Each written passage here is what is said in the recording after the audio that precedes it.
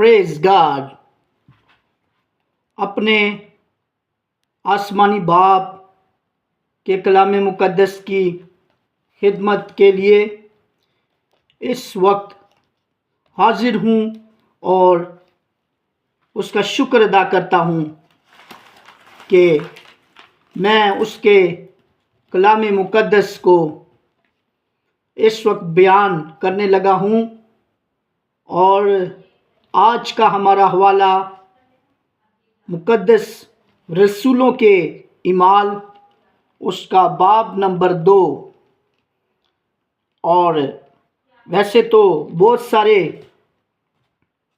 मज़ीद हवाले भी हैं जो मैं बयान करना चाहूँगा, लेकिन इस वक्त मुक़द्दस रसूलों के इमाल उसका 2 नंबर बाब और उसकी पहली आयत से 3 नंबर आयत तक, जब ईद पेंतीकोस का दिन आया तो वो सब एक जगह जमा थे कि यकायक आसमान से ऐसी आवाज़ आई जैसे ज़ोर की आंधी का सन्नाटा होता है, और उससे सारा घर जहाँ वो बैठे थे गूंज गया। और उन्हें आग के शोला की सी फटती हुई ज़बानें दिखाई दी और उनमें से हर एक पर आ ठहरी, और वो सब रूहुल कुद्दस से भर गए और गैर ज़ुबानें बोलने लगे जिस तरह रूह ने उन्हें बोलने की ताकत बख्शी। आमीन। गैर ज़ुबान जो है, जो कि आग के बपतिस्मे की निशानी है, यहाँ पर लिखा है 4 नंबर आयत में, और वो सब रूहुल कुद्दस से भर गए और गैर ज़ुबानें बोलने लगे जिस तरह रूह ने उन्हें बोलने की ताकत बख्शी। बोलने की ताकत किसने बख्शी है? रूह ने, रूहुल कुद्दस ने। और इस बात को याद रखें, जो लोग गैर ज़ुबानें बोलने वालों की मुखालफत करते हैं वो इस बात को याद रखें कि खुदा का पाक रूह ये ताकत बख्शता है गैर ज़ुबानें बोलने की। तो अगर वो किसी को गैर ज़ुबानें बोलने से मना करते हैं या उसकी मुखालफत करते हैं या गैर ज़ुबान के बारे में मजाक उड़ाते हैं या कोई गलत बात करते हैं, तो वो उस शख्स का कुछ भी नहीं बिगाड़ रहे। वो खुदा के पाक रूहुल कुद्दस की दी हुई ताकत का मजाक उड़ाते हैं या खुदा के रूहुल कुद्दस की दी हुई ताकत को इस्तेमाल करने से रोकते हैं, जो कि उनके लिए सज़ा का बाइस बनेगा। खुदा के कलाम मुक़द्दस में लिखा है, बस आदमियों का हर एक कुफर और गुनाह तो माफ़ किया जाएगा, लेकिन जो कुफर रूहुल कुद्दस के मुतल्लिक बोला जाएगा उसकी माफ़ी ना इस आलम में है और ना आने वाले आलम में। इसलिए मैं आपको ये बताना चाहता हूँ, गैर ज़ुबान बोलने वाला कोई भी हो, कभी भी उसको ना मना करें गैर ज़ुबान बोलने से, ना उसकी मुखालफत करें, क्योंकि आप उसकी नहीं, आप खुदा के पाक रूह की मुखालफत कर रहे होते हैं। और आपको इस बात का अंदाज़ा भी नहीं होता कि आप ऐसा संगीन गुनाह कर रहे हैं कि जिसकी माफ़ी नहीं है। कलाम मुकद्दस कह रहा है कि रूहुल कुद्दस के खिलाफ गुनाह की माफ़ी नहीं है। और फिर जो लोग ये बात करते हैं उनको भी मैं बताता चलूं। आगे चलकर मैं ये बयान करूंगा कि किस तरह से मुकद्दस पौलुस रसूल ने जो कुरिन्थस की कलीसिया को खत लिखा, पहला कुरिन्थियुस के 14वें बाब के अंदर, वहां पर क्या बता रहे हैं मुकद्दस पौलुस रसूल गैर जुबान के मुतल्लिक। और फिर एक आम फहम बात, एतराज़ जो लोगों में उठाया जाता है कि जो गैर जुबान में दुआ करता है उसको तर्जुमा भी करना चाहिए।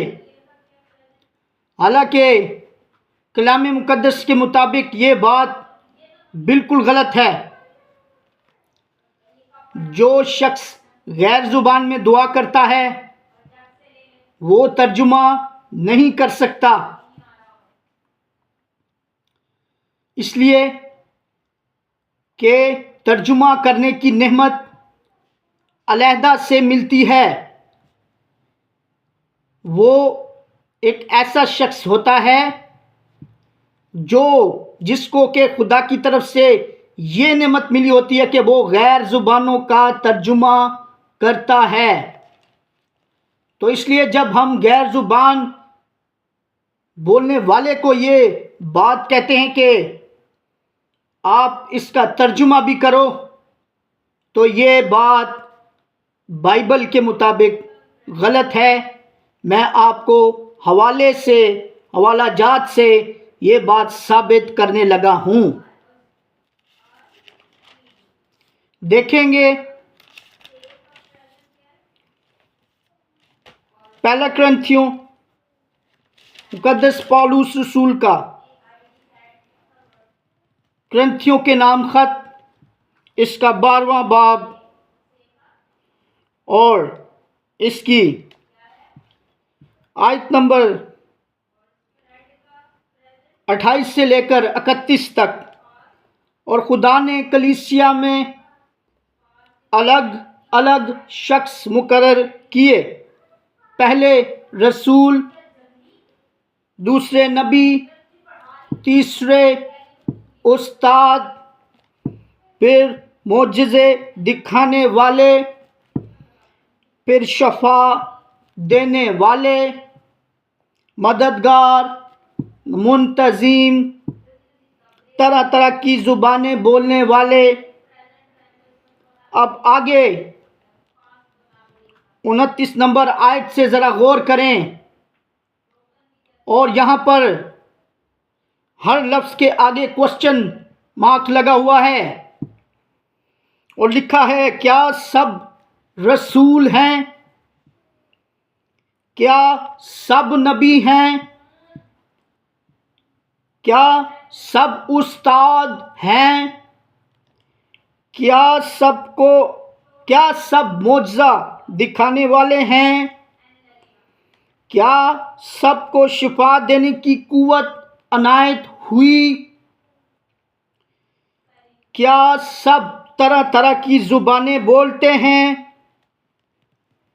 क्या सब तर्जुमा करते हैं? क्या सब तर्जुमा करते हैं? नहीं, सब तर्जुमा नहीं करते। जिसको ये नेमत मिली है वही तर्जुमा कर सकता है। और मज़ीद वजाहत कर देता हूं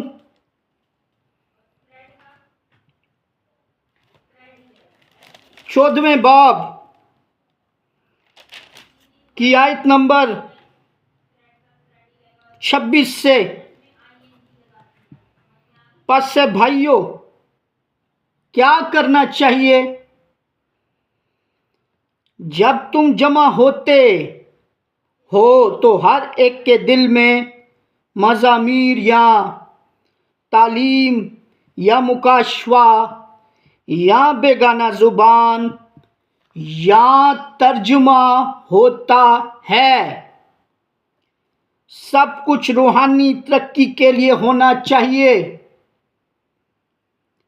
अगर बेगाना ज़ुबान में बातें करना हो तो दो दो या ज़्यादा से ज़्यादा तीन तीन शख्स बारी बारी से बोले और एक शख्स तर्जुमा करे।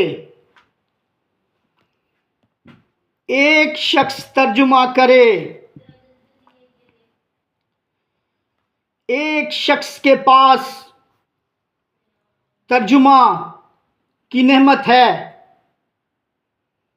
अगर मैं तरबेला डैम में हूं और मैं गैर जुबान में दुआ करता हूं, मुझे खुदा के पाक रूह ने गैर जुबान दी है और एक शख्स जिसको गैर जुबान की तर्जुमे की नेमत है, वो इस तरबेला डैम के अंदर मौजूद नहीं। वो यहां से दूर किसी और इलाके में है जो कि इस लोकल एरिया में भी नहीं आता, बल्कि वो किसी और सूबे के अंदर अगर हो तो आप मुझे बताएं कि क्या मैं उस शख्स के पीछे जाऊंगा और उसको रोज़ाना बुलाकर लाऊंगा कि मैं गैर जुबान में दुआ कर रहा हूं, आप इसका तर्जुमा करो। या ऐसे शख्स को पहले तो मैं ढूंढ नहीं सकता। मुझे कैसे मालूम होगा कि कौन शख्स है जो गैर जुबान का तर्जुमा करता है? तो क्या मैं इस वजह से कि कोई मौजूद नहीं तर्जुमे के लिए, तो क्या मैं खुदा की दी हुई नेमत को, खुदा के पाक रूह के दिए हुए इस तोड़े को क्या इस्तेमाल नहीं करूंगा? हरगिज नहीं, क्योंकि लिखा है जो बेगाना जुबान में दुआ करता है वो अपनी तरक्की करता है। और फिर मैं आपको बताना चाहता हूं, इसी 14वें बाब के अंदर गो के पहले मुकद्दस पालूस रसूल ने तरीक़ेकार बता दिया कि कैसे आपने इसको मैनेज करना है। लेकिन इसी पहले करंथियों उसके 14वें बाब की उसकी आखिरी आयत के अंदर जो लिखा हुआ है, इस पर गौर नहीं किया जाता। अगर इस आयत को ज़हन नशीन किया जाए, अभी आपको पढ़ के सुनाऊंगा। अगर इस आयत को ज़हन नशीन किया जाए तो कभी भी कोई भी ये जुर्रत नहीं करेगा कि किसी को गैर जुबान बोलने से मना कर दे, इसलिए कि खुदा के कलाम मुकद्दस में हुक्म दिया गया है। इसी 14वें बाब की 39 नंबर आयत में, और यहां पर इस बाब का इख्तिताम हो रहा है। ये चैप्टर 14वां बाब क्लोज हो रहा है, और जहां पर बाब क्लोज हो रहा हो उस जगह पर निचोड़ दिया जाता है उसको लिखने वाले की तरफ से। इसलिए 39 नंबर आयत के अंदर पूरे 14वें बाब का, पहला कुरिन्थियों के 14वें बाब का 39 आयत के अंदर पूरा निचोड़ है। उसका जो हस्ल कलाम है 14वें बाब का, वो 39 आयत के अंदर है। तो अगर उस आयत पर गौर किया जाए, क्या लिखा है उस आयत में, आपको पढ़कर सुनाता हूं। बस ए भाइयों, नबूहत करने की आरजू रखो और जुबाने बोलने से मना ना करो। Praise God. मुकद्दस पौलुस रसूल इस बाब के इख्तिताम पर फरमा रहे हैं, जुबाने बोलने से मना ना करो। इसलिए अगर अब भी कोई मना करता है, अब भी कोई मुखालफत करता है, इस आयत के बावजूद जो शुरू में आपको पढ़ कर सुनाई, और वो सब रूहुल कुद्दस से भर गए और गैर जुबाने बोलने लगे, जिस तरह रूह ने उन्हें बोलने की ताकत बख्शी। रूह ताकत बख्शता है गैर जुबान बोलने की। और यहां पर खुदा का बंदा मुकद्दस पौलुस रसूल फरमा रहे हैं, और जुबाने बोलने से मना ना करो।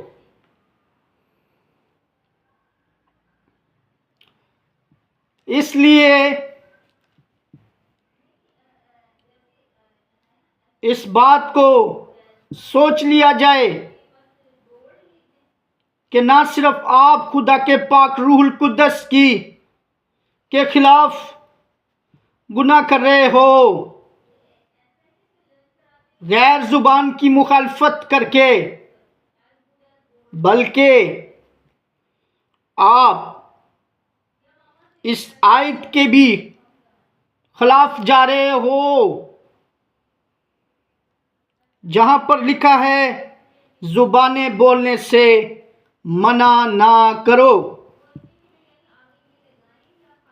इसलिए और तर्जमे वाली बात भी मैंने आपको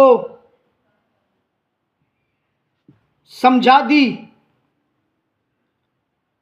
तर्जुमा उस बंदे से जो गैर जुबान में दुआ करता है, उसको तर्जुमे की नेमत अगर खुदा के कलाम के मुताबिक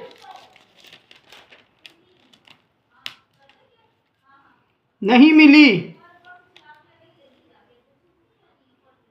तो आप उसको ये बात नहीं कह सकते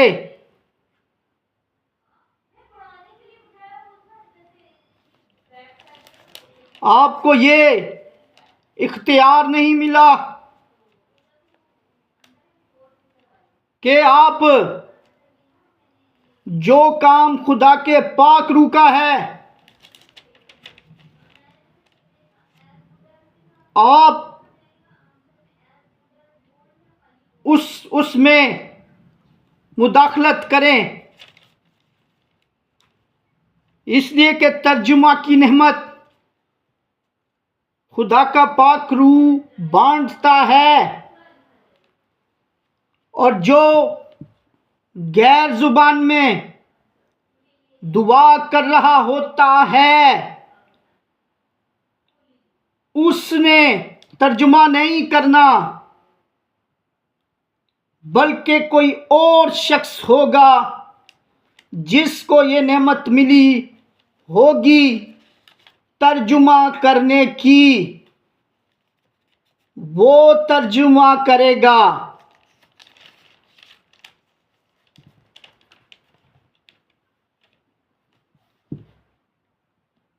खुदा के कलाम की बातों को अगर कोई गलत तरीके से पेश करता है, जब आप मुखालफत पर उतर आते हैं, और मैं इस बात को जानता हूं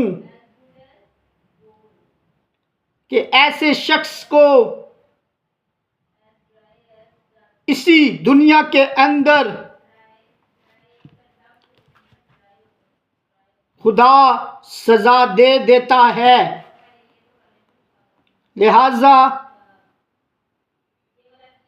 इस मामले में इंतहाई एहतियात बरतें, खुदा के कलाम के अगेंस्ट मत जाएं, खुदा के पाक रूह के अगेंस्ट मत जाएं।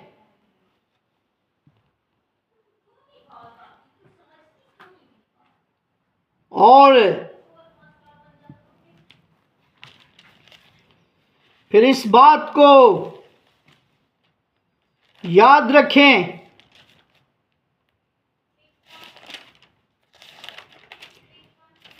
यहाँ पर ईमाल की किताब उसके बाब नंबर 8 के अंदर 20 नंबर आयत में, बल्कि 18 नंबर आयत में, जब शमाउन ने देखा कि रसूलों के हाथ रखने से रूहुल कुद्दस दिया जाता है, तो उनके पास रुपए लाकर कहा कि मुझे भी ये इख्तियार दो कि जिस पर हाथ रखूं वो रूहुल कुद्दस पाए। पतरस ने उससे कहा, तेरे रुपए तेरे साथ गरत हों, इसलिए कि तूने खुदा की बख्शिश को रुपयों से हासिल करने का ख्याल किया। आप दौलत से, रुपए पैसों से दुनियावी तौर पर बहुत सारी चीज़ें खरीद सकते होंगे। आप बहुत अमीर होंगे, लेकिन आपका पैसा, आपका रुपया आपको दुनियावी चीज़ें खरीद के दे सकता है, लेकिन खुदा का पाक रूहुल कुद्दस आप कभी भी पैसों से, दौलत से हासिल नहीं कर सकते। आपका पैसा, आपका रुपया, आपकी दौलत, आप जितने मर्जी दौलतमंद हों, वो दौलत इस दुनिया के अंदर आपके काम आ सकती है, लेकिन आप उस दौलत से कभी भी रूहानी बख्शिश को हासिल नहीं कर सकते। यहाँ पर भी जो शमौन है, उसने समझा मैं तो बहुत अमीर हूँ, मैं बहुत पैसे वाला हूँ, इसलिए मैं पैसे देकर रसूलों को और उनसे ये कह दूंगा कि मुझे भी ये बरकत मिल जाए कि मैं जिसके ऊपर हाथ रख कर दुआ करूं तो वो रूहुल कुद्दस से भर जाए। लेकिन उसको ये मालूम नहीं था कि ये बरकत, ये नेमत पैसे से नहीं मिलती, ये खुदा के पाक रूह की तरफ से मिलती है। और खुदा का पाक रूह जिसको जो चाहे वो बांटता है। इसलिए कि खुदा के पाक रूहुल कुद्दस के पास ये इख्तियार है कि वो इस बख्शिश को बांटता है। रसूल, जो रसूल यहाँ पर बताए गए हैं, जिनके हाथ रखने से रूहुल कुद्दस मिलता था। वो रसूल रुपए पैसे सोना चांदी उनके पास ये नहीं था, लेकिन उनके पास बरकत थी। उनके पास मोजज़ात का इख्तियार था। उनके पास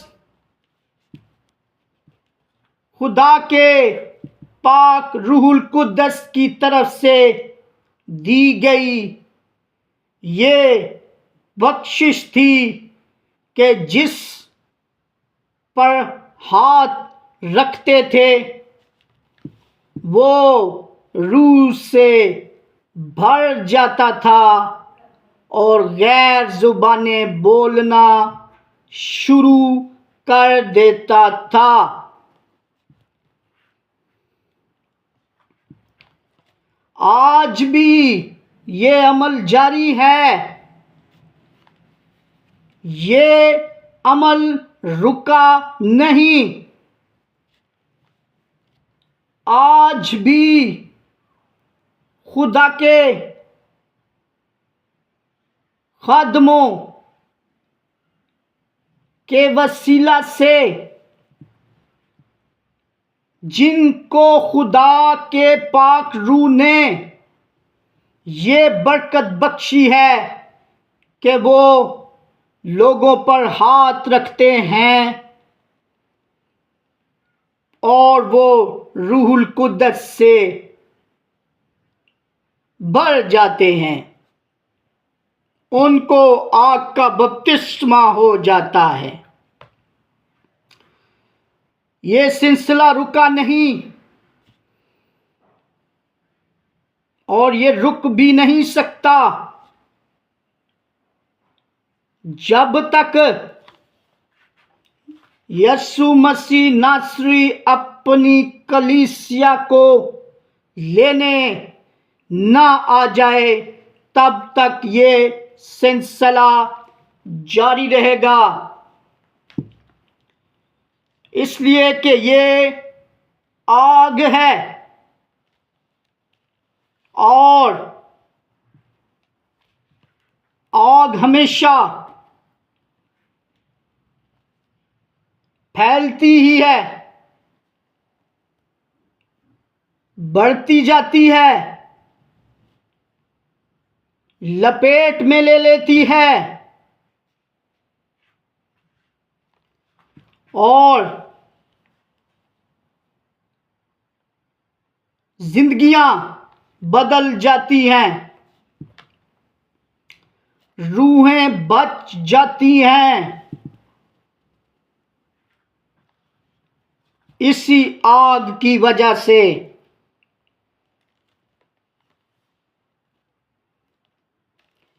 यहां पर इमाल की किताब 3 नंबर बाब पहली आयत से पतरस और यूहन्ना दुआ के वक्त यानी तीसरे पैर हैकल को जा रहे थे और लोग एक जहन्नम के लंगड़े को ला रहे थे, जिसको हर रोज हैकल के उस दरवाज़ा पर बिठा देते थे जो खूबसूरत कहलाता है, ताकि हैकल में जाने वालों से भीख मांगे। जब उसने पतरस और यूहन्ना को हैकल में जाते देखा तो उनसे भीख मांगी। अगर ये भीख मांगने वाला को पता होता तो वो भीख ना मांगता, लेकिन चूंकि वो अंदर से दिली तौर से उसके अंदर ये बात मौजूद नहीं थी